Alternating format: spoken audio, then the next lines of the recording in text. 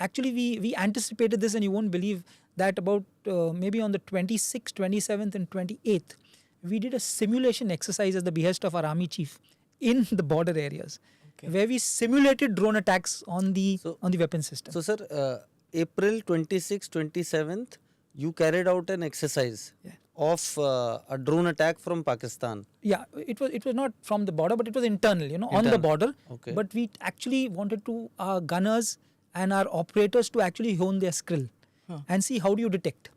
So we started off at 5:30 in the morning, if maybe 26 was the first day. So we started 5:30 in the morning, where we had multiple drones coming in to train our people. So that, because if you have a saturation raid, and how do you react, and how do you not switch on your radar till as late as possible? And how does this information go laterally to people? How does the Army Air Defense, once it gets this information, proliferate this information to the infantryman who's there, or to the RT man who's there, so that everybody realizes there is a drone, and if he has a capability and the signals, and if he has a capability to engage that drone, how can he engage it? So continuing with what Ajit asked, India was getting ready with its war machinery by end of April. We knew that there's going to be some kind of a proactive measure which India is going to take. So, it's like this, that the air defense is a defensive measure. The air defense is not an offensive. The air defense is something where you protect your own airspace.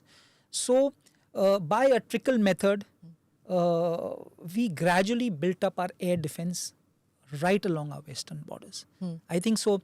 That's how we actually, got the troops familiar with terrain, because we initially deployed not on a VAVP centric mission that we normally do. What does that mean? So what happens is that normally all air defense resources, because ours is a big border, we have about 3,500 border with Pakistan. So you can't have air defense right through. So you have vulnerable points, vulnerable areas which are pre-identified, which are allocated air defense resources. Like if you have an ammunition dump, or you have an airfield, or you have a logistic base, or you have even some population centers, or you have a temple like the Golden Temple. So you predetermine where you want to put these. Now some of these could be at the border, some of these could be 50 kilometers, some of them could be in the rear areas of the tactical battle area. So what we did initially is we pushed up as much guns as far forward as possible.